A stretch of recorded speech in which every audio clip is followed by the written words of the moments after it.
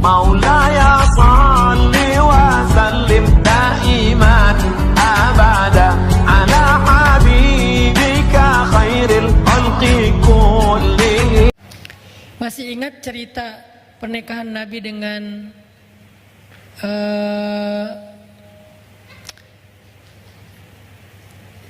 cewek Yahudi? Siapa namanya? Sofia. Tapi bukan Sofia yang kartun ya. Sofia orang Yahudi, Sofia bahasa Arabnya.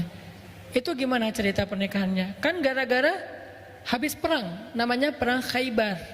Perang Khaybar itu perang paling besar yang terjadi antara kaum muslimin dengan orang Yahudi. Dalam perang itu ayah Sofia terbunuh, paman Sofia terbunuh. Yang lebih sedih lagi, suami Sofia terbunuh. Dalam perang Khaybar, suaminya terbunuh. Kenapa mereka terbunuh? Karena mereka memusuhi Nabi, memerangi Nabi. Terjadilah peperangan yang gak bisa dihindari.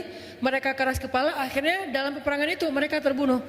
Terbunuh dalam peperangan itu bukan kejahatan, karena itu sesuatu yang wajar. Yang kejahatan itu terbunuh di luar peperangan. Namanya berperang.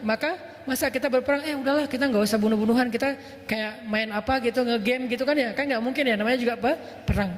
Nah terbunuhlah ayah Sofia, paman Sofia, dan suami Sofia, sehingga Sofianya jadi tawanan perang kaum muslimin, ditaruh di sebuah tenda. Lalu datanglah Nabi ke tendanya Sofia untuk menghibur Sofia.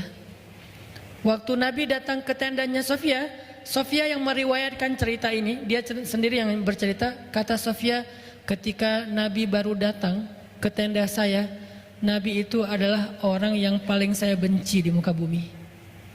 Jadi buat Sofia, Muhammad adalah orang yang paling dia benci di muka bumi. Gimana enggak? Gara-gara Nabi itu suaminya terbunuh. Gara-gara Nabi Muhammad ayahnya terbunuh, pamannya terbunuh. Walaupun bukan Nabi yang membunuh, tetapi dalam peperangan itu terbunuh. Sehingga Muhammad adalah orang yang paling saya benci. Sampai dia datang menemui saya di tenda saya. Kemudian dia duduk di depan saya. Kemudian saya melihat wajahnya yang penuh dengan rasa simpatik. Nabi itu ekspresi wajahnya tuh nenangin orang, bukan malah sengak, tengil ya. Datang-datang orang lagi sedih juga ya, ditengilin kan makin bete kan ya.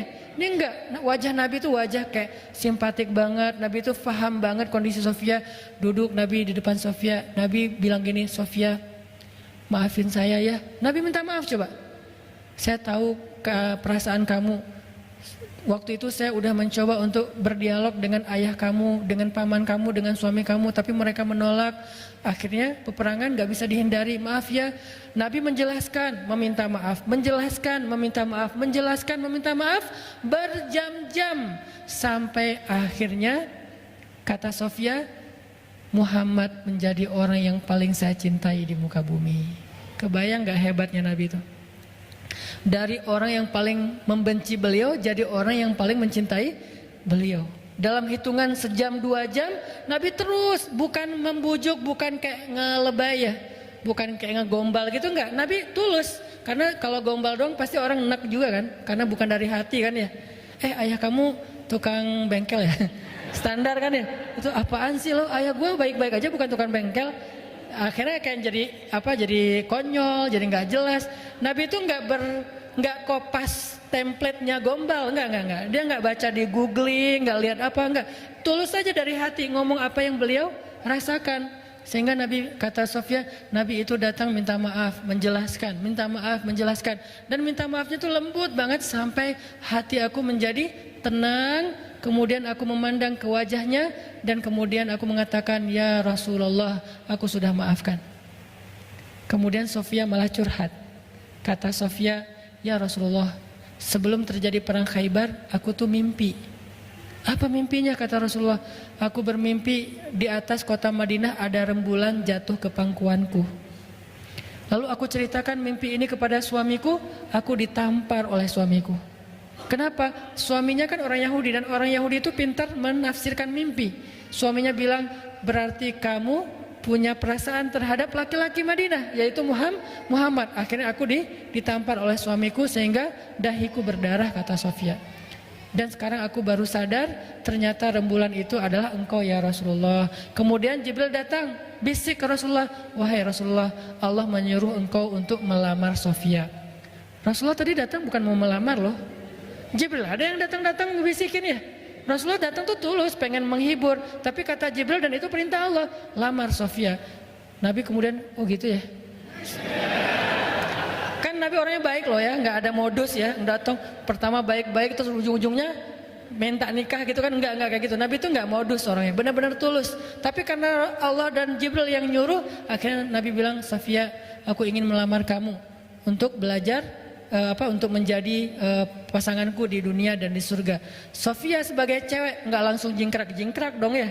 Kan cewek itu gengsinya tinggi kan, dia jual mahal gitu. Oh, ya udah saya pikir-pikir dulu gitu kan ya. Nggak langsung nggak gitu sih.